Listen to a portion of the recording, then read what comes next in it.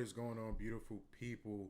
We are back. Bad Decisions, episode 28, I believe. Friday, August 21st. I hope you guys are having an amazing Friday so far. And hopefully we can make it that much better, man. UFC Sacramento goes down tomorrow night. And it's a pretty good card, man, top to bottom. As are most cards, man. I'm excited for this one. Great main event. Gregory Hobocop Rodriguez versus Anthony Fluffy Hernandez. Going to be an amazing scrap. And good fights littered throughout the card, man. So it's going to be an exciting night. And it's our job to not only make it exciting, but to make it profitable. So thank you guys for watching. Hit that like button early on. And I want to say real quick before we get started, we've been on a road to 100 subscribers on YouTube for a little while now. It's been a couple episodes. So do me a favor, hit that sub button. We're going live every single week with UFC, NFL starting soon. I got some stuff lined up for NFL. So hit that sub button, man. We got a lot of exciting things on the horizon. And you get breakdowns like this, best bets, every single week upon your head top. So hit that like button, hit that subscribe button. Road to 100 subscribers, man. Can't wait. What else do I have? I'm always real with you guys. Whether I'm up, down, high, low, I'm always real with you guys. We're coming off a very bad stretch. These last couple of days, I think it's like last 2 days that I've bet have been absolutely horrendous, man. Probably the worst 2 day stretch, or probably the worst 2 day stretch of my life. So, shit like that happens. It's gambling, ups, downs, probably a little bit too much volume, bad luck, bad reads, all of those things combined. And that's kind of what you get. So it's unfortunate, man. Always told y'all I'm going to keep it real with y'all. So that's what it is. Overall, that ate into our profits that we work extremely hard this month to work up. So, it's always stairs up and escalator down. That's usually how betting works. So you stack these winning days up and you feel good, and a unit here, 2 units there, a unit here, 2 units. And then it takes 1 or 2 bad days to undo a lot of that work sometimes. So it is what it is, man. I'm excited to bounce back. It's another opportunity for us to shake it off, bounce back. And that's what we do. We professionals. We turn the page and we move on. So Dana White Contender Series last Tuesday was not great for us at all. But overall, the UFC has still been really, really good to us as of late. And like I said, man, it's a good card to keep that going, to keep that rolling. So appreciate you guys for watching, whether it's on Twitter, on YouTube. Appreciate you guys. Hit that follow button. And we're going to get started. So what I assume is that this is not going to be working. Boom. Nailed it. So how about we fix this? Where we at? Boom. Look, not even on the right fucking sport. Okay, here we go. So, first fight of the night, Chanel Dyer versus Elise Reed. I'm going to get you guys the most up-to-date odds. Chanel Dyer, massive favorite. Minus 800, minus 850, up to minus 950 in some spots. She's minus 1100 on fucking ESPN. So, around minus 900 to minus 850 to come back on Chanel Dyer if you're interested in donations. Tax write-offs is around plus 600. I mean, no real hot takes here. I agree with who's favored. I think Chanel Dyer is going to win this fight. It's all about, us trying to make money. It's all about trying to find value in some of these lines. So Chanel is part of probably what will end up being one of my bigger bets of the week. I took Chanel Dyer KO or points, and I have that in a 2-man or 2-woman foreshadow with something else on this card. So we'll talk about that when we get there. I also have a half unit on this fight to end by KO. Obviously, I think fucking 95% of that is Chanel Dyer KO, but I'm not going to play Chanel Dyer KO at plus 120 when ends KO was plus 110. So those are my bets for this card. I think I'm just cool with ends KO. I lean Chanel doing it early, KO and Elise Reed early, 1-2. So if you want to get a little bit greedy and play those prices. I like those as well, but pretty simple here, man. Chanel, I think is the goods. I think she does a lot of great things well. We'll pull up her resume as I'm yapping about her. I think she does a lot of great things well, man. She obviously was on the regionals, compiled a pretty impressive resume, man. A head kick KO, showed kind of what her hands and legs can do. Showed that Muay Thai background, heavy Muay Thai influence in her striking. And show how dangerous she is, man. And also show the improvements that she was making throughout her regional career. And then, we kind of get the first taste, pause of her on Contender Series against Carol Foro. Obviously on Contender Series, not really household names or anything like that, but we kind of see what Carol Foro is about. Going to be one of the most dangerous and heaviest hitters in this division. Her striking is phenomenal.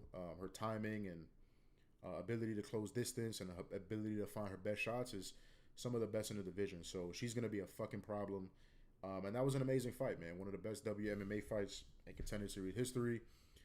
And, it was a tough one for Chanel. Chanel got knocked down several times in that fight. And kind of just got worked a little bit, man. Kind of got worked. I can't remember if she took a round or not. Doesn't really matter. She got worked for a lot of that fight. She didn't get like her ass completely beat the whole fucking time. She definitely had her moments in that fight.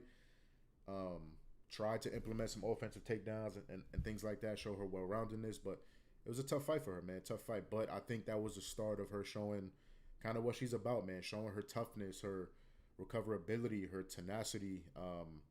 She showed off her striking as well, her versatility, her great kick game, and then you go to the Ravena Oliveira fight. Coming off an L, her first professional L. I think that's more of a positive than a negative. She still got signed because it was such an amazing fight, and she showed her heart. So got signed and then quickly proved how good of a signing off an L that was, because she dispatched easily of Ravena Oliveira, who very very low level of competition, similar to Elise Reed, but did what she was supposed to do and had Ravena. I don't know what the fuck Ravena was doing at the end of that fight. She had Ravena like in the fucking Twilight Zone. She was up against the cage like a cartoon character, bro. She was hurt bad, and she got finished pretty devastatingly in that fight. So, like I said, Chanel does a lot of things well. She's strong, she's physical, great cardio, good toughness. I don't know about her chin. I don't want to say. I think that's still. The jury's still out on that. I think her chin is fine, but she has more to prove, and I think more questions to answer in terms of her chin. But like I said, recoverability, tenacity, all on point, and the Muay Thai is very, very dangerous, man. The way she uses all of her kicks, both legs from all angles, all levels of the body is amazing. The way she mixes it up, kind of chains her hands together with that, good straight punches.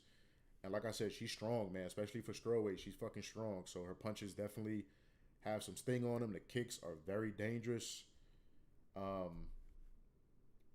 So yeah, man, I think she's a very good prospect in the strawweight division. Still 25 years old. And like I said, good size, good strength. All of those things are very rare for WMMA. So now she's fighting Elise Reed, man, and this is a fucking slam dunk. This is an alley-oop matchup that she should fucking slam like Shaq in his motherfucking prime. You know what I'm saying? Elise Reed is not good. Elise Reed wants to stand most of the time. So even if Elise came in with the game plan of, I want to wrestle, I want to grapple, I don't think that shit is going to work against Chanel at all. I don't think Elise is going to sniff a takedown, or really any, noteworthy control time really at all. So if this fight is on the feet, I just can't see Elise lasting 15 minutes. I cannot see her surviving 15 minutes. I don't know. Maybe the first round is a little bit slow. Chanel's kind of finding distance, which she doesn't really do, man. Chanel gets right down to business, man, a lot of the time. So this matchup boils down to Elise Reed striking defense being some of the worst I've ever fucking seen. Absolute cheeks. The way she defends punches is just out of this world, man. I don't know how. Again, I'm no fighter. Compared to them, I'm a bitch. You know what I'm saying? I fully recognize that. But I don't know how you coach her or boxing coaching or whatever the case is. And I don't know, some people just don't have the athleticism and hand-eye coordination or whatever you want to call it, but her chin is just straight up in the fucking air all the time. She defends punches with her arm straight out, you know what I'm saying, trying to reach for punches, and that's the quickest way to get knocked the fuck out. So, we've seen her knock the fuck out already. We'll go to her resume now. We've seen her knock the fuck out already. KO versus Sam. I believe that was, I didn't watch tape that far, so fully off memory, I want to say that was more of a ground and pound situation. Correct me if I'm wrong, but got knocked the fuck out by Denise Gomes. That was a very bad look. She was very, very hurt for a long time, and I want to say it was Herzog ref in that fight, and he's like, move fighter, for fucking, he says that shit like 18 times, and Denise is bombing away, and Elise Reed is fucking dead. So, very, very bad look. That was a long time ago, but that was not the first time, man. Lupi go, anybody with real punching power is few and far between, but Denise Gomez knocked the fuck out. Lupi definitely has some power in her hands. Lupi hurt her bad in that fight. Early in that fight, hurt her bad. And then just Lupi did what Lupi always does, which is not have great fight IQ and wrestles and grapples after she has her hurt extremely bad. So probably should have been another KO loss there, and then hurts her again in the second round, takes her down and subs her pretty early. But it's a lot of these girls. It's Luke Boomy, Martinez, Sam Hughes, Corey McKenna. All of these girls are not known for their power. Jinyu Frey, Jessica Penne. You know what I'm saying? All of these girls are not only not power strikers, but very pillow-fisted, just not really dangerous at all.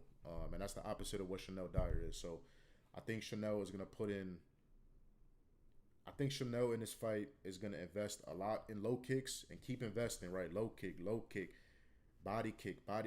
And eventually I think that's going to lead to some devastating head kicks. I think she's going to hurt her with a head kick.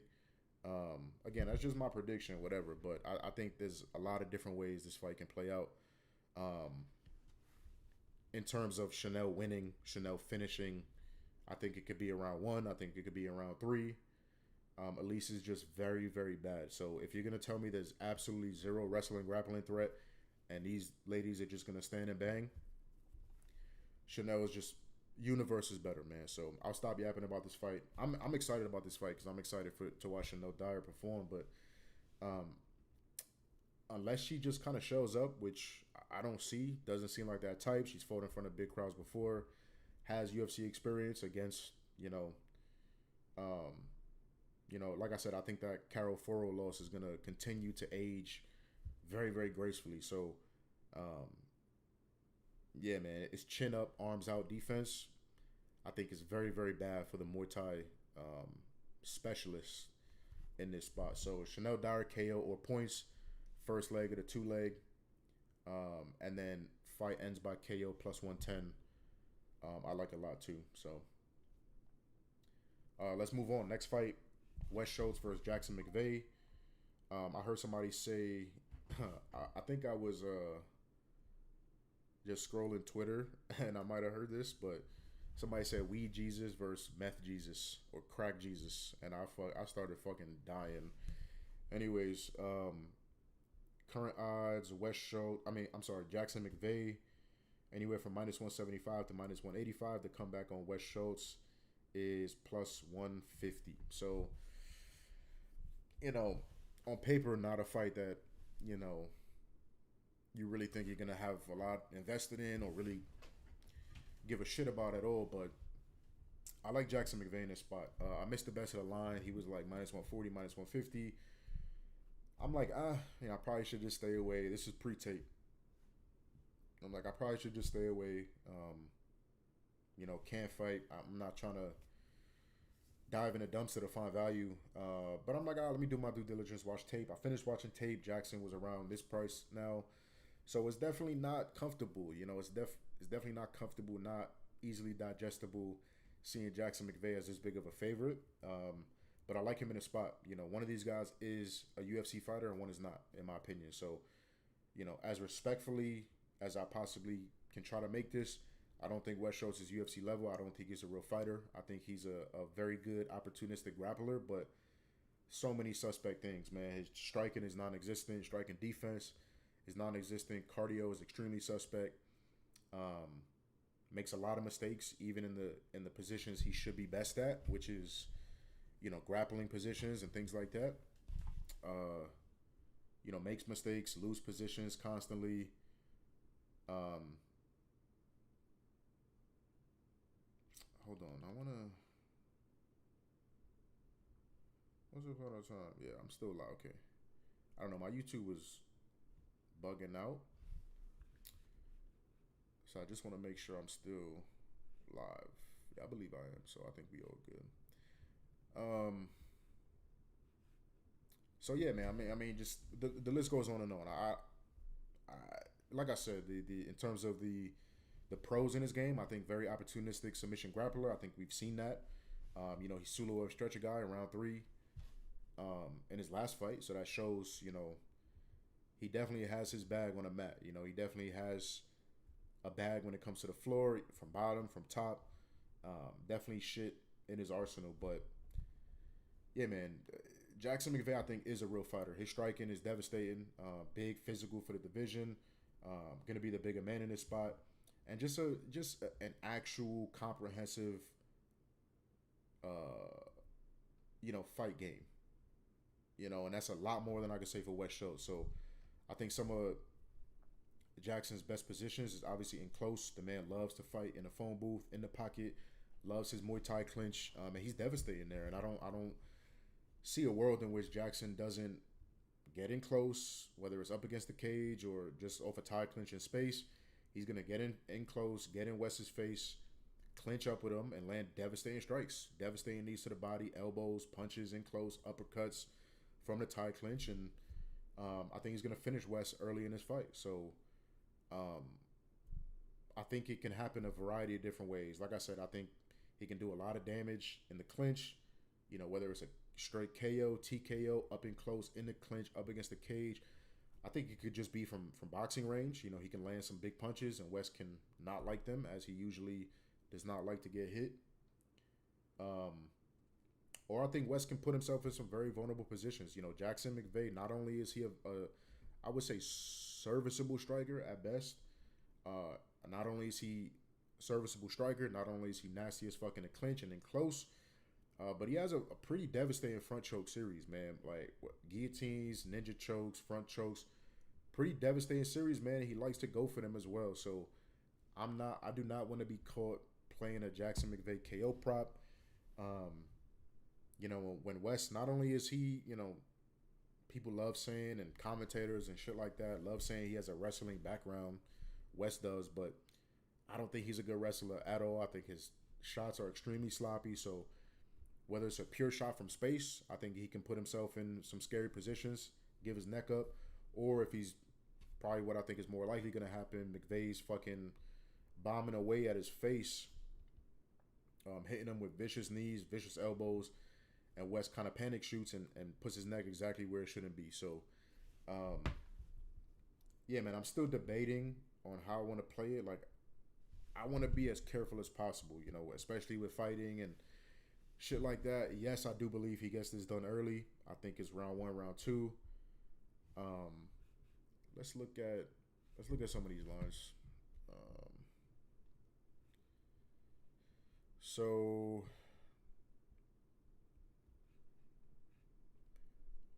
So McVeigh 1 or 2 is plus 105. Like, that's not the worst. You get plus money. He's minus 185, so a good way to kind of cut that down.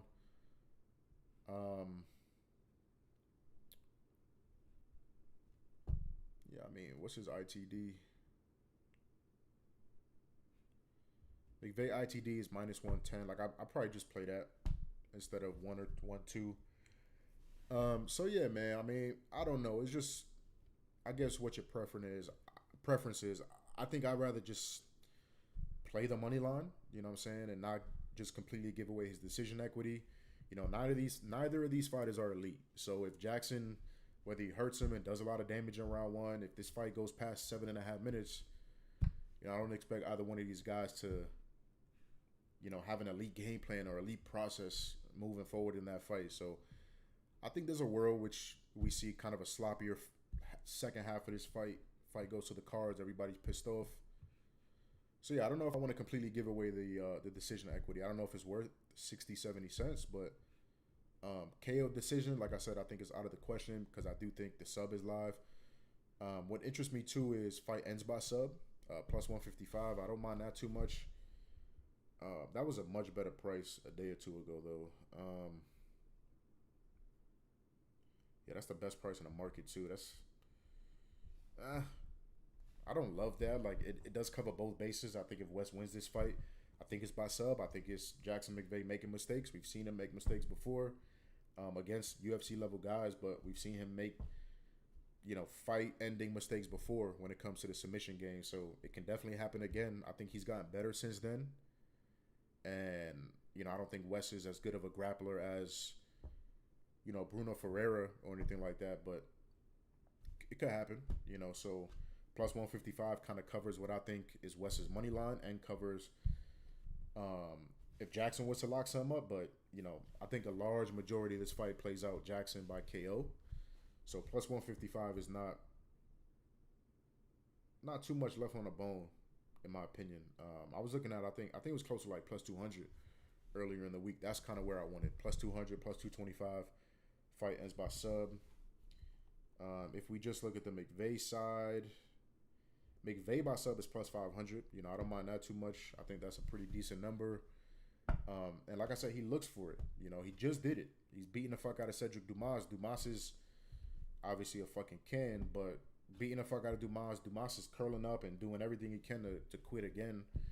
And then for no reason, McVeigh just kind of goes for the front choke for no fucking reason at all. So definitely looks for it. Definitely is aware of it. So plus 500 is not a bad shout. 1-2 sub for Jackson is plus 550. I mean, same shit. I would just play the sub. So yeah, that's what I'm looking at. Like I said, I haven't made anything official yet, but I will be on the Jackson McVeigh side. I like the money line. I like the I like the money line. I like the ITD minus 110. McVeigh sub plus 500. Let me see if that's the best available. Probably is. Yeah, it's the best available. I like all of those things, and I will have action on Jackson McVeigh. So as weird and funky as that shit sounds, he's fighting a guy that I think is not even really top regional level. Respectfully, of course. Let's talk about this next fight. Gage Young versus Stan Dorsenville. Dorsenville, I believe is how you pronounce it. Gage Young, comfortable favorite, minus 160. The comeback on Stan is plus 145. So it's another fight where I missed the best of the line. I wanted to enter a little bit earlier on Gage. I think he's the rightful favorite. I think he's a solid in this fight. And yeah, I mean, obviously Stan, making his UFC debut, very, very tough spot. Very, very tough spot. Where'd he come off? Was it LFA? Yeah. So coming off LFA, fighting a guy, Dan Holt? Yeah, Dan Holt on LFA. Going from Dan Holt, where, again, I don't expect 99% of the motherfuckers watching this right now to know who fucking Dan Holt is, but not a good level of competition in my opinion. So coming off LFA, Dan Holt, now you're making UFC debut versus Gage Young, who I'm going to break down in a second. UFC debut in front of a big crowd, that is a very, very tough test, man. That is an extremely tough test. So, especially when you're only 5-0, five pro fight. I think he had like 5 or 6 amateur fights, if I'm not mistaken, but only 5 pro fights, almost a third of the pro experience of Gage Young at the same age. So that's a very, very tough test for Stan making his UFC debut. Gage Young, man, I think there's a lot to like. I think he's a extremely tough guy to wrestle grapple. So I think that is a good place to start. Very strong, low center of gravity, very, very good hips. Pause.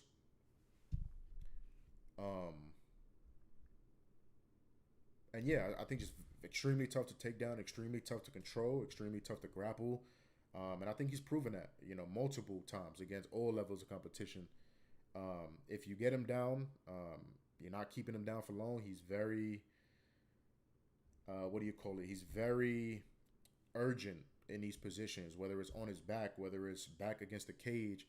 He's extremely urgent in these positions, and I love that shit. I love when guys just don't just waste time, waste minutes on their back, waste minutes, pushed up against the cage and not doing shit. So I love that about his game.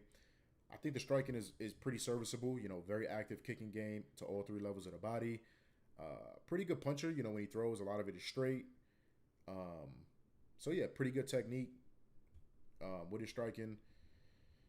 On the other side, Stan, I mean, I don't know. He's being touted as, a hyped prospect, BJJ black belt, good wrestler. I personally don't see it.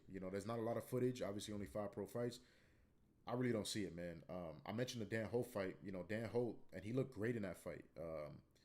Still dragged him to a 3rd round, but he looked great in that fight. But I think that shit is being overvalued, man. I think a lot of that is being overvalued because the level of competition, because he's fighting the Dan Holtz of the world. Dan Holt was a fucking punching bag. Barely even threw anything. Just on his bike consistently, not really throwing, just getting beat up, punching bag, standing right in front of him, not throwing shit. Looks scared from the opening bell. So again, going from that to Gage Young, who is the exact opposite of a punk, you know what I'm saying? I just don't see it, man. I don't see the hyped wrestling, the hyped grappling. Not all BJJ black belts are created the same, and again, I'm nobody. I'm no BJJ fucking ace or anything like that, but the looks that I've seen and the positions that I've seen Stan lose, and elite level BJJ black belts not doing that shit. I think he's very slow in all positions. I think he's slow on the feet. I think he's slow to positions on the mat. Even back takes. The back takes aren't smooth. They aren't fast. He's losing positions. His control on top is horrendous, in my opinion. The striking is okay. He's definitely high pace. You watch him fight, and then I watched him fight. I watched his tape, and I came away thinking some things, right? And then I watched Gage Young do interviews on talking about this fight.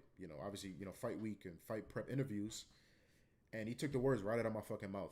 Stan not only fights like a bully, but he seems like a bully, right? His just overall demeanor in the cage. He's taunting guys a lot. When rounds end, he's like mean mugging dudes and staring dudes down and following them to their corner and just trying to like bully dudes. And I know it's fighting and you're trying to get in guys' heads, but even outside of the cage, some of the things that I've heard, and Gage is saying those same things. He's like, he is a bully. He seems like a bully. He fights like a bully, and he's been able to bully these guys, but he's not going to fucking bully me. So I can't wait. And he also talked about Stan's style. He talked about how front-footed and heavy forward pressure Stan is. He wants to get right in your face. And, he likes to maintain a little bit of distance. Like, he's not looking to clinch or anything like that. He's looking to press you up against the cage, keep a little bit of distance, but be right up in your face. And he's like, Gage is like, listen, if he wants to do that to me, he's doing half of the work for me. I don't have to try to find him like Gage has had to do with a lot of his UFC opponents. He's like, he's going to do the work for me. He's doing half of the work for me. He's going to come to me and kind of be right there for my counter punches. I think it's going to be he said he thinks it's a great matchup because of that. He says he thinks it's going to be a great opportunity for his first UFC finish. And I agree with that, man. Stan, I don't like Stan's game. I don't like his personality. Or at least inside the cage. I don't like his game. I don't like his fucking cockiness, arrogance. He's aura farming and emoting the whole fucking time. So again, now you in the fucking big leagues. Now you in Sacramento, Golden One Center in front of a huge crowd, making UFC debut under the hot, bright fucking lights. Let's see it now. I don't think he's prepared for all of that. I don't think the skill set matches up with Gage. I don't really think he's going to have any, noteworthy wrestling or grappling success. And yeah, man, really the only thing that I don't like about Gage's game is the volume. I don't think he does a good job separating. And some of that might or at least that's what I thought. I'm like, I can kind of make some excuses. You know, Quinlan Salkeld, obviously very tough test. He just took out a perennial top 10 guy at the weight class, probably going to be fighting for a belt in the next year or two, in my opinion. Made a great account for himself in that fight. And Quinlan is one of those guys, a very tough puzzle, man. He throws a lot of kicks to all three levels. He keeps your hands busy. He constantly forces you to reset because he's throwing so many kicks. Same thing with a guy like Evan Elder, another very heavy kicker, a very good striker, very powerful guy. So it can be tough to kind of consistently get to your spots and get in range and find your shots. So I'm like, I can give him some grace. And the Machete fight was, I think, a little bit of a better look, but still, like, I wanted him to throw more. I want you to put more into your punches. You know, same thing with the Thiago fight. We saw a little bit of that later in the fight. He lost round 1 in that fight, which I did not like. But then round 2, kind of minute or two into round 2, he starts to pick it up, starts to roll downhill, starts to put some power in his punches, have some success, and then round 3 was all him. You know, he beat the fuck out of Thiago in round 3 to win that fight after dropping round 1. So very impressive shit. That's more what I want to see. I don't like this point fighting, non-aggressive style of Gage Young. You know, I think Gage Young is most effective when he's going forward, he's pushing guys back, he's planting his fucking feet, putting power in his fucking punches, and putting volume out there. So that's my only real critique with Gage. You know, I think everything else is really solid. I think he's very tough, good chin, good cardio. Like I said, good wrestling, grappling, defensively. I just want him to put the fucking, hit the gas pedal more. You know what I'm saying? Like, show me some. I don't think there's enough, like, poison in his game. You know what I'm saying? Like, give me more fucking poison. So Stan's gonna be in his fucking face, throwing volume. You know, not the most powerful guy, but throwing volume, giving him a lot to think about. I do not want to bet Gage Young here, and then he loses a decision, a close decision, solely based off he didn't put enough volume out there. And I'm scared that that's going to be the case. That's what I'm scared of in this fight. That's why I'm slightly hesitant to lay minus 160 with Gage. But that's the only hesitancy that I have. You know what I'm saying? Skill for skill, UFC experience, overall experience, level of competition, not even fucking close. Fought in front of big crowds before. You know, he was the guy a couple years ago making his UFC debut on short notice against a very, very good guy, Evan Elder, in front of a big crowd, big stage. You know, so he was just in that spot. And he, you know, made a decent enough account of himself in that spot. And now Stan is kind of being thrust into that spot. Short notice. You know, he's getting prepped for a fight, but, you know, I don't love his cardio to begin with. You know, I think he's able to look a little bit good in round 2, round 3s because of who he's fighting. I think if he gets pushed or sees any type of adversity, I think his cardio is going to look a lot different. So, now it's short notice. Show me what you got, big man. So I'm willing to just back Gage Young in this spot. You know, rest my head on those laurels on how much better he is, skill for skill, and all these things that I mentioned. And if Stan is able to shock the world, in my opinion, I think that's what it would be. I think it would be I would be fairly surprised if Stan was to be able to win this fight. That's just my opinion. So, Gage Young, minus 160. I'm not too mad at that. Let's check some other prices real quick. A little bit of a long breakdown, but a lot of my action in this card is down low. So, we will be quicker and more fucking expedited later in the card. So Gage Young, KO or point, minus 155. That's garbage. Gabe by decision is kind of how I feel like this fight plays out. Gabe by points, Gabe by split decision. For some of the reasons that I've stated already. Let's go. So Gage Young, round 3 or decision, plus 140. I don't think that's a bad look at all. You know, if you're getting the decision at plus 180, I think I'd rather play round 3 decision just in case. You know what I'm saying? So I don't mind that too much. But Gage Young over 1.5. Gage Young fight starts round 2. I like all of those things. I will be on the Gage Young side this week. So yeah, man, should just be a take care of business spot. Vet, lesson, even though they're the same age. Just I'm better than you. There's levels to this shit. You know, I've been here before. Type of fight. That's how I think it plays out. So, all right. So before we continue, let's pay some bills. So the first thing I want to shout out is Club Finesse. We opened about, I think, like 2 weeks ago now. It is the premium betting community that I created. It's me, only me. And yeah, that's where you get all my plays, all of my content. Everything in Club Finesse is designed to help you make money and become a better. So check it out. It's the link in the description. Everything you need. If you're a new bettor, if you're a seasoned bettor, we have things that range and things for everybody. So if you're a new bettor, we have, you know, bankroll management info. We have, you know, coaching sessions. We have capping sessions, which are like group brainstorming sessions. All of these things designed to help you become a better, and not only to make money on my picks, but to help you become smarter and eventually, you know, make your own picks and you make your own money on the side or whatever the case is. So we offer premium membership. We also offer mentorship. So mentorship is more one-on-one, strategic, personalized coaching just for you. So same thing. If you want to go from, you know, I'm betting every week, every day, and I'm losing, and I'm constantly having a deposit, and I have no fucking idea what I'm doing. If you want to go from that to self-sustainable, you know, learning how to analyze games, cap games, how to bet, and how to profitably sports bet, that's the membership option for you. So check it out, Club Finesse, brand new premium betting community ran by me, only me, created by me. So yeah, hit the link in the description if you're interested. Or DM me if you have any questions or any hesitancies, and I'm happy to answer those questions. So yeah, Club Finesse, check it out. Link in the bio.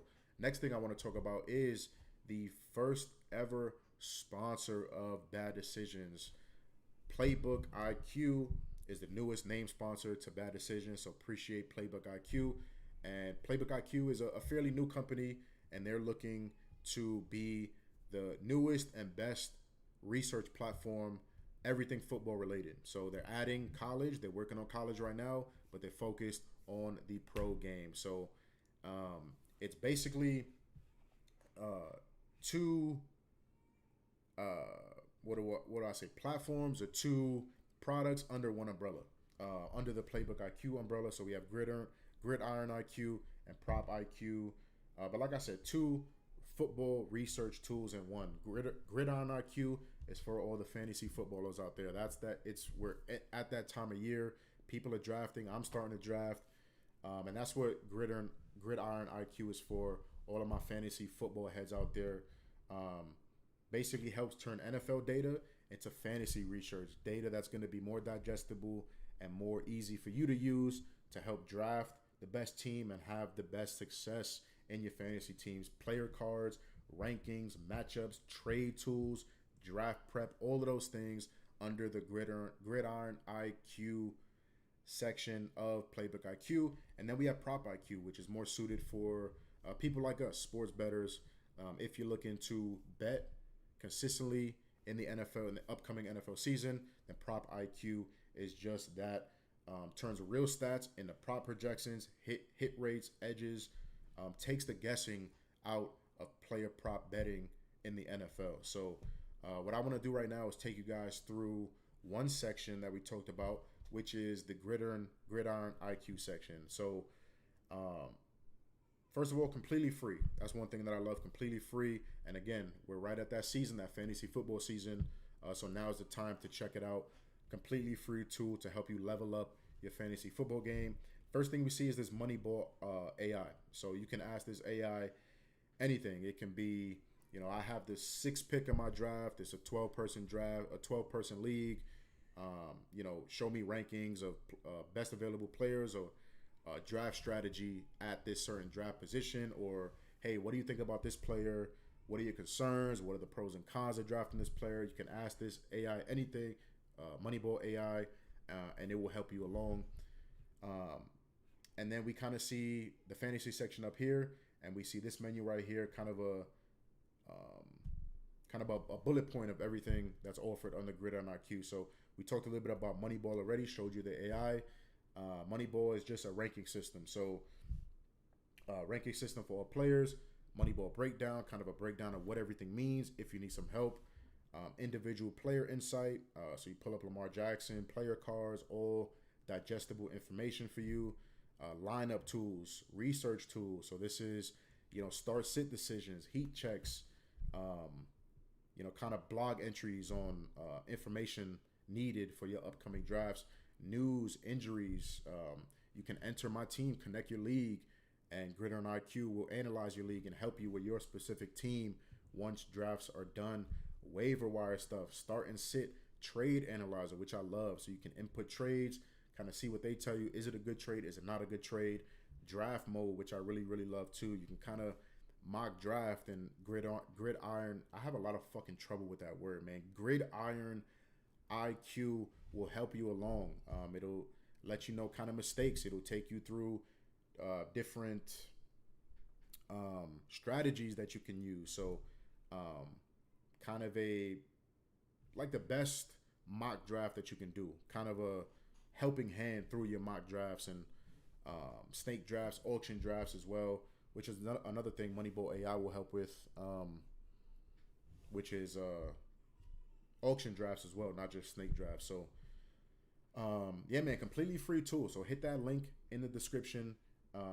It's free, man. It can only help you with your fantasy football leagues. I know a lot of you guys are in paid leagues as well. A lot of you guys are in fucking massive paid leagues, massive stakes. If you're not in a paid league, you're in a league where the fucking loser of the league has to, run around the block naked with fucking strawberries on their head or whatever the fuck punishments you guys come up with. So if you're not looking to make money from your fantasy drafts, you're looking to avoid looking like a buffoon. So at the very least, you want help with that. So Gridiron IQ has you covered with that. Hit the Gridiron IQ link in the description. Make an account, get you guys set up, and dominate your fantasy draft. So big shout out to Playbook IQ. Appreciate you guys for sponsoring the stream. And let's get back to it. So next fight, this should be a quick one, man. Mauricio Barbosa versus Ryan Coos. I believe that's how you say it. I think it's Coos or Coos. I don't think it's Coosy. I think it's Coos. So whatever you want to say, doesn't fucking matter. Mauricio Barbosa is a huge favorite. He's like minus 1,000 or something like that. Anybody interested to come back on Coosy is plus 650. So no interest in this fight. Mauricio, like I said, minus 1,000. His KO is like minus 600. Round 1 KO is like minus 250. So, the books kind of got this one covered. I think Mauricio, yeah, man, I don't know what his ceiling is in terms of how far he's going to go. Obviously a devastating striker, a lot of power in his hands, and that's going to pick him up a lot of wins in the UFC. But yeah, man, I think this fight ends by vicious Barbosa knockout within the first 7.5 minutes. It's impossible for me to lay a price on a guy like this. Completely unproven out of round 1. I don't want to say unproven. We've seen him past round 1. I just don't think he's looked amazing. I think the last 2 fights to go out of round 1, he's gotten finished in round 2. So yeah, man, there is a fight on his tape that let me see which one it is. It's this Ronaldo Jr. fight. It's available on YouTube if you want to go watch it. I think his cardio looked okay there.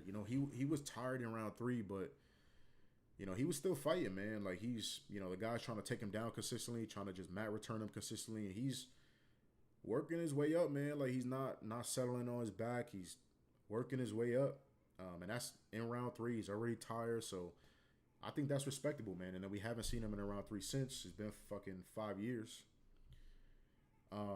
And then yeah, fight goes in round 2, gets finished by Gabriel Santos, who's a very good fighter. And then this fight goes later into round 2, he gets finished in that fight as well. So yeah, man, I'm just not laying a price like this. Even if, let's say round 1 KO was like even money, maybe I'd have interest there. Maybe. But yeah, nah, minus 250, I'm good. So complete pass for me. I'm not interested in any unders, anything like that. I'm good off that. Next fight, Chris Padilla versus Nasrat Haqparast. There's been some movement, so let me check what the current lines are. So yeah, I mean about even, man, about even. We're dead even on a lot of books. Caesars, DraftKings, MGM, Score, Fanatics, all dead even. And I like Haqparast here. I think Haqparast is the side. All you know, peripheral stuff. I know a lot of fucking squares on Chris. I know a lot of fade gods on Chris. So that's first off. Second off, I think there's a lot of recency bias in this type of line, in this pick'em line. And we're still seeing Chris love. Nasrat was like minus 120, minus 125. Now we're at pick'em, so there's definitely still some Chris love. And Chris is just kind of sun running right now. I want to give him all of his respect because it's very hard to win fights in the UFC. Very, very hard to do that. And to win, what is it, 7 of them? 4, 5, 6. Yeah, 7 straight dubs.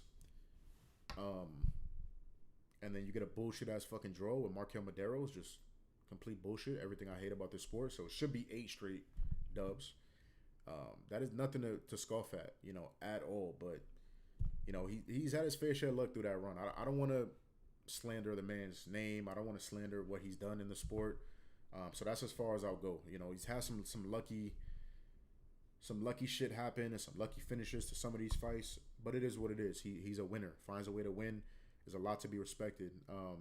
Very well-rounded, good grappler, decent enough wrestler to kind of get his grappling going, but more opportunistic, I would say, in the grappling. And then good striker, man. Obviously, he's found some devastating shots, very versatile. Knees, elbows, dangerous and close. Dangerous when you're breaking out of the clinch. Very dangerous off of clinch exchanges. So yeah, man, pretty well-rounded. But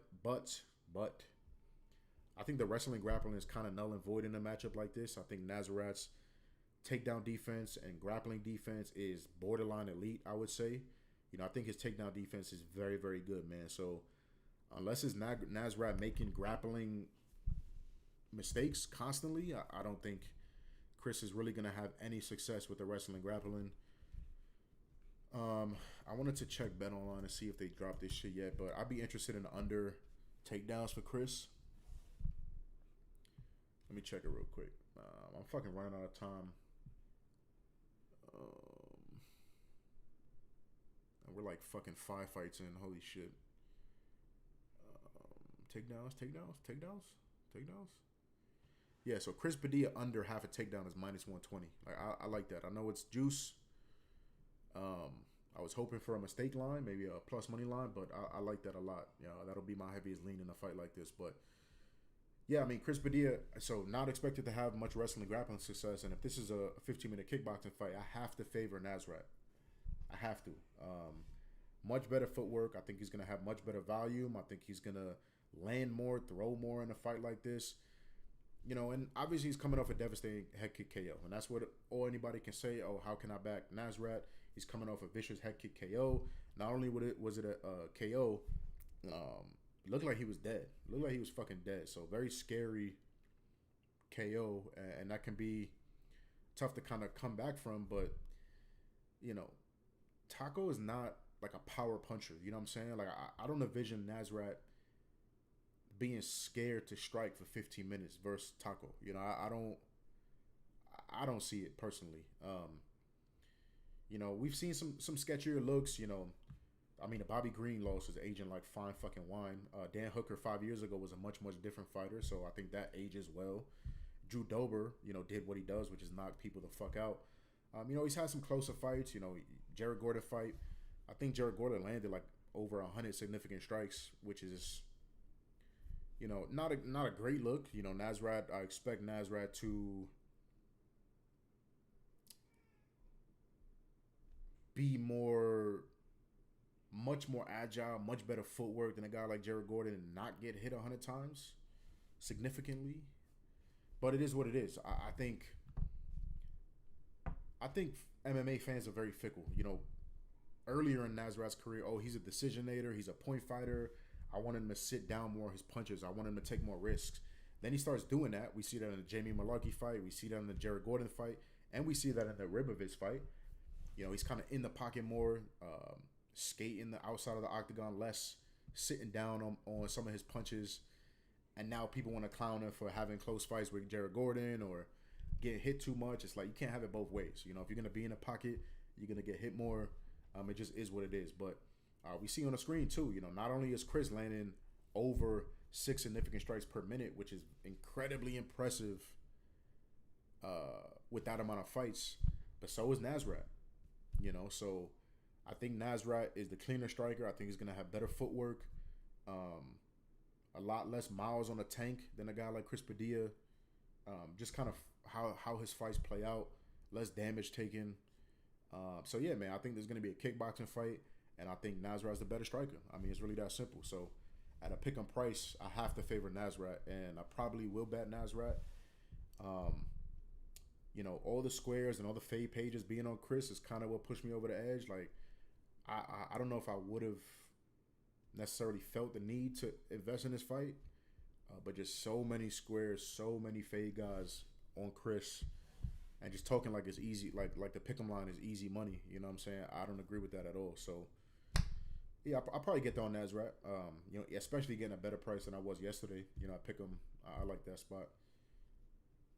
Kennedy and Nzechukwu versus Shamil Gaziev. Shamil slight favorite, -125 to -130. Kennedy +115 to +120. Pass for me. I think both guys are completely unreliable. Kennedy slow starter. Shamil gasser. Kennedy very, very poor decision maker. Shamil just dumb, in my opinion. You know, just an ape in there. You know, 36 years old, shitty cardio. I would lean towards Shamil winning this fight because of how slow Kennedy is starting fights, even at his new weight class. And that's what Shamil does best, which is, you know, just be a fucking ape, you know, push forward, throw volume, and try to just take your head off early in fights. And I think he has a decent enough chance to do so. We've seen Kennedy's chin checked more than one time. I think heavyweight is an okay move for him. You know, more weight on the body. Hopefully that helps the chin, and I think he can kind of move better than these guys, be faster than these guys. So, yeah. But if this fight gets out of round one, I don't trust Gaziev at all. So I can't lay a favorite price with him. And Kennedy, I think, is way too unreliable, too slow of a starter to only be getting, you know, +115 to invest in that. So pass for me. I lean Shamil, you know, round 1, round 2 KO. But that's about it. Next fight, Jamal Emmers, Larian Douglas. Larian Douglas, another big favorite. He is -400 market wide. Comeback on Jamal Emmers is +300 to +325. I think this is gonna be a pass for me too. Like I don't know, man. Like under 1.5 is -175, -180. I guess that would be my strongest lean, but you know, I can't lay prices like this on you know, guys that I've seen just quitting fights, and some of the suspect looks that I've seen on the regionals, I just can't get that shit out of my head. So, you know, he's been finished how many times? 4 times, 2 by KO, 2 by submission, and skill, like pure skill wise, Jamal Emmers is one of the best guys he has fought in his career. So, you know, Isaac Thompson is okay. Like, I think he made it to the UFC, right? I think he was short notice. Yeah, versus Brito. So, like, I think he's okay, very mid, but Chepe Mariscal probably overall, like, in terms of overall fighter, I think he's the best fighter that Douglas has faced. But Jamal Emmers is very, very skilled, man. Very dangerous early in fights. You know, so I don't know. It's a very, very heavy line for some of the looks that I've seen. Yeah, you know, Jamal, both guys have their fair share of red flags. You know, Jamal Emmers is 37. His chin has also been checked his fair share of times. You know, Nate Landwehr knocked him out early in that fight. yeah, man. I remember watching this Jack Jenkins fight and um, screaming at my fucking TV because I bet on Jack Jenkins. Past Sabatini, you can forgive that. Giga going split with Giga in 2020 is a fairly good look, I would say. So, yeah, man, I just don't know. Like, Douglas can look free in this spot. Douglas can look absolutely free. He can touch the chin inside of 5 minutes. But Douglas is a patient guy, too. Douglas is not a balls to the wall type of guy, like a lot of these power punchers are. Patient in his own right. Will look for his shots. So, do you want to just pigeonhole yourself round one KO? I'm not too interested in that. Like, what is even a price on that? Like, I don't remember off the top of my head. Emmers.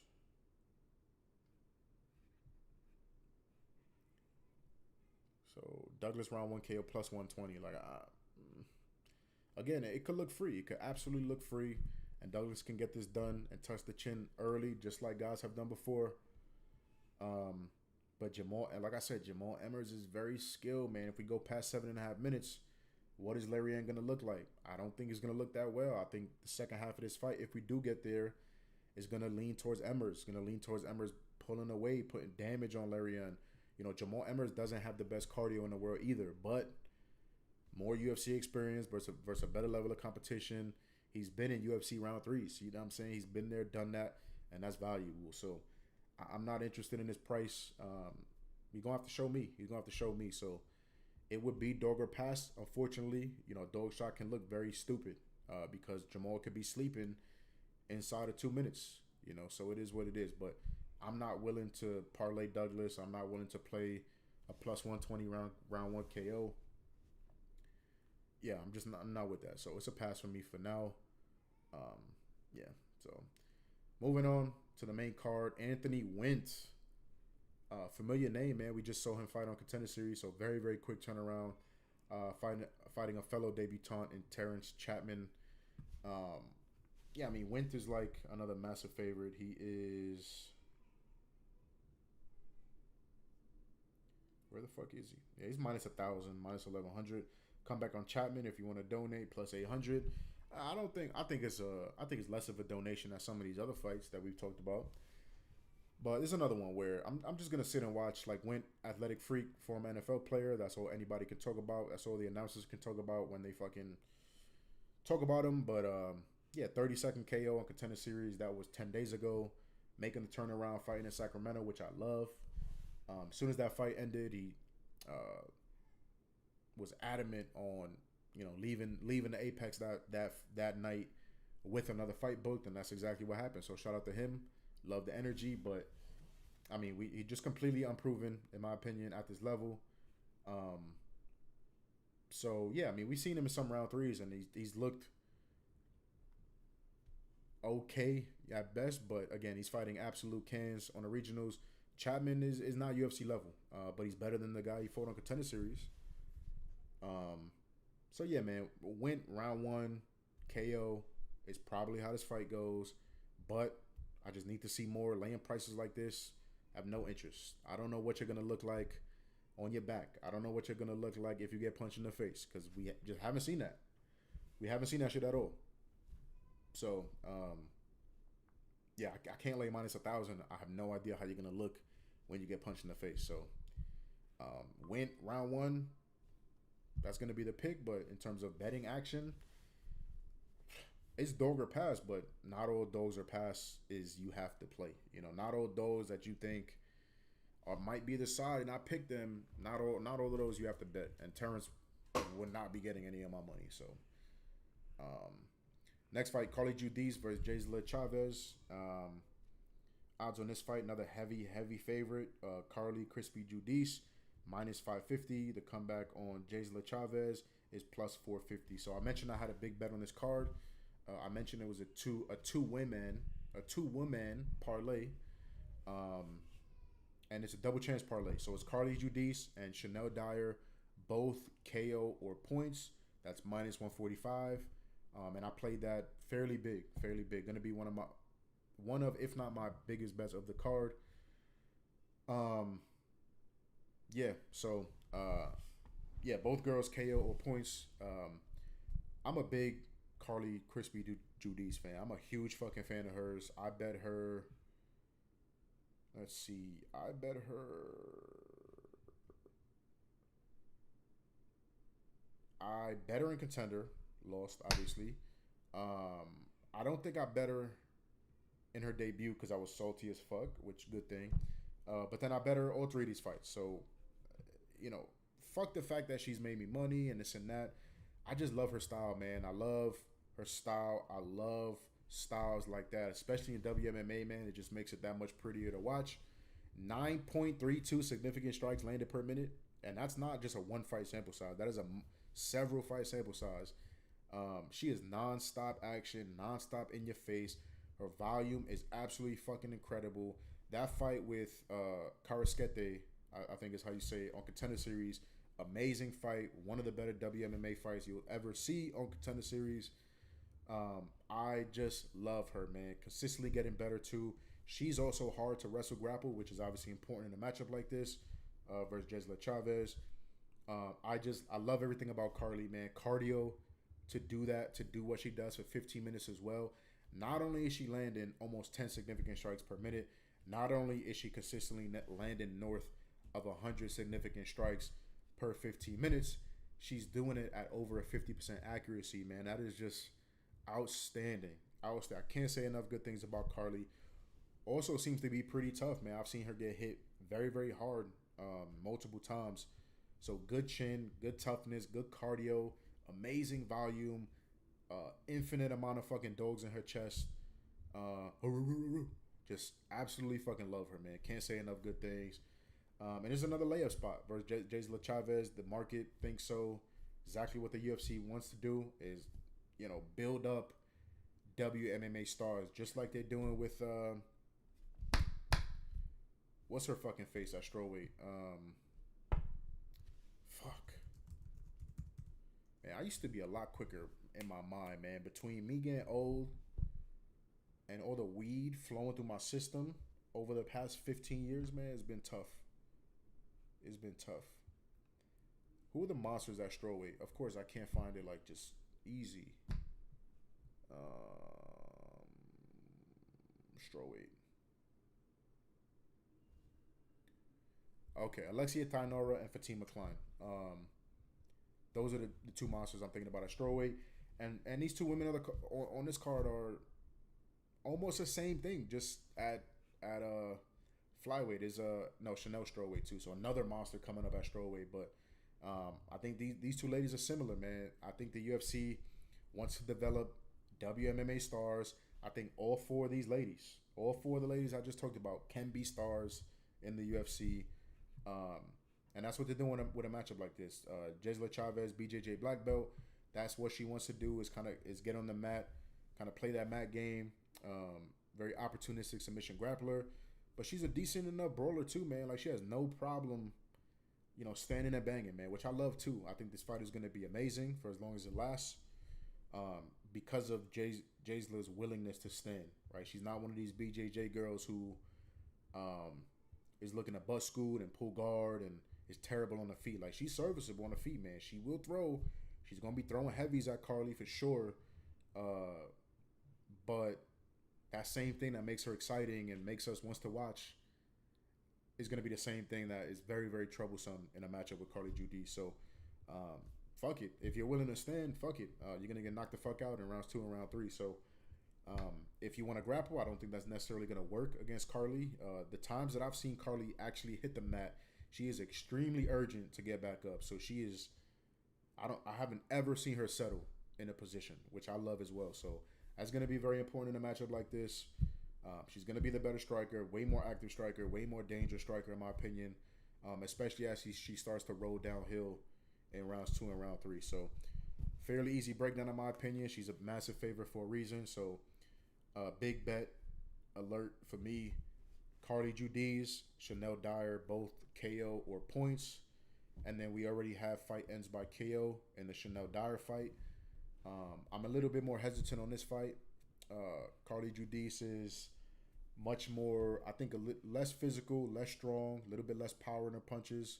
and her overall attacks than a girl like Chanel Dyer, but definitely more of an attritional type of girl. Let's see what the numbers are though, just for shits and giggles. Judice round 2 KO plus 700. Judice round 3 KO plus 1,000. What's just the round props though? Yeah, I mean, whatever. That's kind of if I do play anything else in that fight, that's probably be what it is. What is Judice round 3 or decision minus 120? I think that's a great bet. I think that is a great bet. I think Jesla is tough enough, man. Jesla's no punk, man. Jesla's no bitch. Like she is not a punk. You know what I'm saying? She gonna be in there, and Judice, like I said, not the most powerful puncher in the world. She is getting better, fight to fight still. So maybe that's an adjustment she makes, but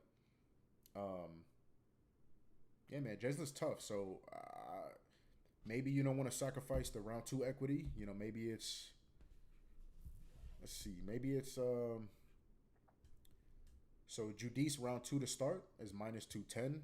Like again, I know a lot of viewers don't like. Oh, it's minus 200. I want fucking plus 2,000. But I think that line has a lot of value. What I was also looking at is Judice minus 3.5. It's a worse line now. It was minus 200. Now it's minus 225. So yeah, I don't know if I'll get there, but the minus 3.5 is interesting as well. You know, to get a massive favorite down to minus 3.5, you know, you keep some of that more dominant decision equity along with the finishing equity. I think those are all great plays. That's how I decided to invest, is just parlay her KO decision. But round 3 decision, Judice and over 1.5. Maybe like a Judice and most significant strikes. Judice round 2 to start and like 30 or 40 plus strikes. You know, make a little SGP type of situation. If I add anything in this fight, it'll be one of those things. So moving on, Markel Medeiros versus Mason Jones. Another massive favorite, I would say. Mason Jones minus 300 to come back on Markel Medeiros plus 275. I'm probably gonna regret it, but this is a pass fight for me right now. I want to invest in Mason Jones, but I do think the line is wide.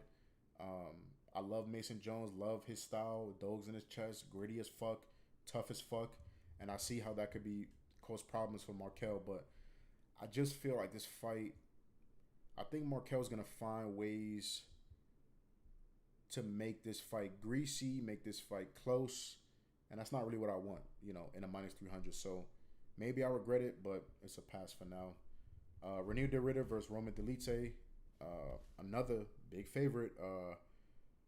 Roman de Ridder making his debut at light heavyweight, minus 400. The comeback on Roman is plus 340. It's another fight where I don't really know how to feel, man. Obviously, Roman is past his prime, 38 years old. Very, very slow. Not the most durable guy anymore. I don't know. I just don't love his style, man. He's very slow, very stiff. You know, not the best optics all the time. And that could be a problem with Reinier. And I do think this is Reinier's weight class in the UFC. I know he's killing himself, and 185 was supposed to be the nice medium and shit like that, but clearly still killing himself. Making 185, so now 205. He looks healthy as fuck, still looks massive, looks happy, which can be very, very important for a fighter, man. Just being happy throughout fight camp can make all the difference. So, do I think Reinier de Ridder is going to win this fight? Yes. Do I think it's most likely by finish? Yes. But he's minus 400, man. Like, I don't know, man. First of all, I haven't gotten a Reinier de Ridder fight right to save my fucking life. You know, like, we'll go through it real quick. What the fuck is this? Oh, okay. So, I didn't bet him versus Cal. I bet him versus Brendan Allen, and he fucking... That's another thing. Like, oh, people are like, oh, how can I lay minus 400 when he looked like he did versus Brendan Allen? Like, I think that was more of it's round 4. I think that's more of a 185 thing than you know, he sucks and he's a can and he's a death gasser type of thing. I bet Robert Whitaker versus him. I thought Robert Whitaker won that fight, but it is what it is. I definitely bet Bo Nickel large. I bet Bo Nickel fucking. I was so fucking sure that Bo Nickel was gonna destroy Ranier, and couldn't have been more wrong. I bet Kevin Holland against him. I didn't bet GM3 against him. So yeah, man, that's 1, 2, 3 L's. And then I backed him versus Allen and he loses. You know what I'm saying? So I yeah, I don't know. The price I want to say is more right than there's value in this line. I don't know, man. It's tough. Like I even some smart people I know are like they're just finding no problems with parlaying Ranier, and I'm not comfortable with that. I don't think so. Pass for now. I'll let you guys know, or Club Finesse members will have all of my action obviously, and so they'll know if I put anything out, but I doubt it. Co-main event. Let's speed through these as quick as we can. Co-main event of the evening: Sergey Spivak versus Vitor Petrino. This one is lined a little bit closer than these last couple of fights. Vitor Petrino coming in as the favorite, -150 and -160. The comeback on Spivak +130 to +140. So interesting fight. I know casuals on both sides. I know very smart people on both sides. I know extremely sharp guys on both sides. So toss up, man. Dare I say Twitter Civil War of the Week or overall Civil War of the Week? Maybe that's Padilla Hasparat, but nah, feels like it's this one, man. Feels like it's this one. A lot of opinions on both sides, which I like. I like Vitor in this spot. Sergey is like I get the Sergey side. Like, oh, Sergey can keep distance, throw the kicks out there, throw the jab out there. Vitor's has been susceptible to those strikes. Vitor, not the smartest guy, can definitely fight close in fights that he shouldn't be fighting close in. But I don't know, man. Spivak, 31 years old. He, in terms of tread on the tires wise, probably closer to like 35 or some shit. And just very, very inconsistent, man. Like even at a dog price, I just don't really know. Who can really know what the fuck you're gonna get out of him? You know what I'm saying? And it's been that way for a long, long time. So.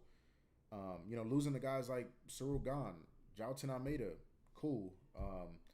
Losing to guys like Marcin Tybura, Walt Harris in the very first round. You know what I'm saying? Like, not looking great versus guys like Olenek. I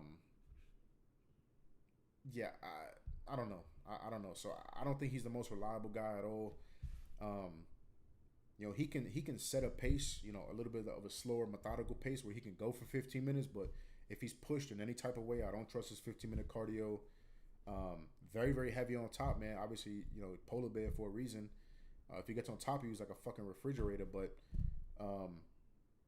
not reliable. You can't count on him to consistently shoot takedowns. You can't count on him to make good decisions. And Vitor, on the other hand, man, I think this is his proper weight class. I love him at heavyweight. Could still move around, still pretty fast. Power translates to heavyweight. And I think the shit that we've seen is kind of stepping stones. You know what I'm saying? Learning experiences. Still a young guy. I remember I was there, with actual dollar bills on him versus Anthony Smith. And him making the poorest fucking decisions you possibly can make to get submitted by the corpse of Anthony Smith. I was not there. I did not take the ride against Dustin Jacoby, but to a little bit of a back and forth fight, possibly winning that fight, and then gets put down by a jab, and just not the best looks. But learned from those, did exactly what he should have done versus Austin Lane, which is throw hard punches, take him down, submit his ass. I remember cashing on Vitor sub in that spot to pat my own fucking self on the back. Knocks Thomas Peterson the fuck out, which has been a little bit tough for guys to do. Even though he's slow and methodical on the feet. And then the Steven Aspen fight, man. Steven Aspen is not the most technical, most elite, skilled fighter in the world. Very tough guy to fight, though. Very tough guy to fight. Very tough style to deal with, man. And to come out on the other side of that fight, to go through adversity in that fight, to look good in round 3 of a very high-paced fight, and come out on the other side with a dub, I think is very, very important, man. Very good experience. So I like Vitor in this spot. I think he's a better striker, more consequences on the feet. Um, if Vitor is flat on his back in this fight, obviously we don't want to be there, but I think Vitor has enough grappling, enough pure strength, which I don't think a lot of guys have at this heavyweight division to deal with Sergey if he's on top of you. I think he can create enough space, from bottom to work his way up once, work his way up twice, which is I think all he's gonna need. Sergey's not a guy, especially if Sergey tries to shoot on you, doesn't get it. If he shoots on you, he gets it. You get up. He's a guy that abandons game plans very easily. So even if he takes Vitor down in round one, if Vitor gets back up, he might just fully abandon that fucking game plan. You know what I'm saying? So, heavy lean towards Petrino. I haven't bet it yet. Heavy lean towards Petrino. And I like the over 1.5 in this fight. I think this fight goes a little bit longer. Slightly slower paced in round one. Vitor starts to maybe turn it on a little bit in round two, early round two. Maybe finds the finish in 3 or 4. I'm sorry, late 2 or 3. But yeah, those are my heaviest lean. I think the heaviest lean is Petrino money line. Close second, over 1.5. That's how I view this fight. So, main event. We are finally there. Main event of the evening. I got to make this one quick, but before I do, appreciate you guys for watching. If you guys have made it this far, much love to you guys, whether you're watching on Twitter or watching on YouTube. Appreciate the fuck out of you guys. Hit that like button. Subscribe to the YouTube. On the road to 100 subscribers. So hit that subscribe button. We're doing this every single week. All of my content is designed to help you make money. So hopefully you guys appreciate that. Hopefully you guys enjoy the content. And if you do, hit that subscribe button, man. Hit that like button. Without further ado, let's get into the main event. Main event, Anthony Fluffy Hernandez versus Gregory Hobocop Rodriguez. Current odds, we've seen some steam towards the Fluffy side. Right now, Fluffy's minus 190 to minus 200. The comeback on Hobocop continues to get better. It's plus 185 on DraftKings now. Still some plus 180s in the market. I played Robocop at plus 170. Obviously, you can get better price now. Maybe just wait. Probably what I should have done. Anthony Hernandez in his hometown.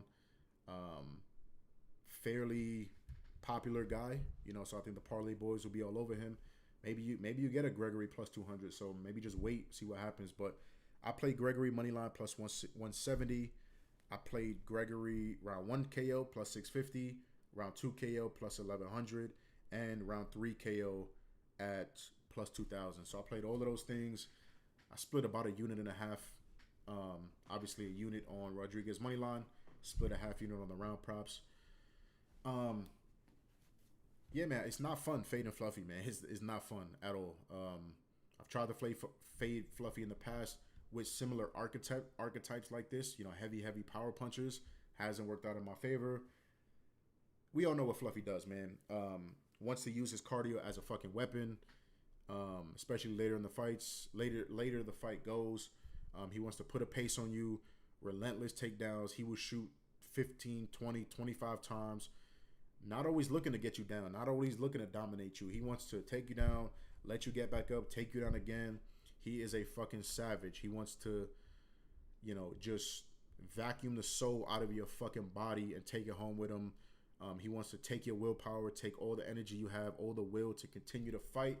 He wants to rip that shit from you and fucking dominate you and finish you. Pause. So that's what he does. That's his style. Not the best striker, definitely serviceable, decent enough jab, but that's not what he wants to do. He wants to close distance and do what he does, be that washing machine, just rinsing the fuck out of you in the grappling, dominating you on the ground, and making guys look fucking foolish, man. He has made very skilled UFC fighters look absolutely fucking foolish. So that's why it's so scary. Gregory has had his cardio issues in the past. So that makes it scary. But if I'm gonna fade Fluffy, I obviously prefer it to be at prices like this, big plus money underdog prices, and that's what we're getting with Gregory Rodriguez. I think Gregory has a lot of tools and a lot of characteristics to make this a borderline nightmare matchup for Fluffy, man. A lot of guys have been able to put damage on Fluffy in round ones. A lot of guys. Sometimes he's able, or most of the time, he's able to take that damage. He's able to persevere. He's able to recover well enough that guys, and he's able to survive storms long enough to start rolling downhill, start to get his game going, start to tire you out. He absorbed the damage. Now he's going to put the damage on you.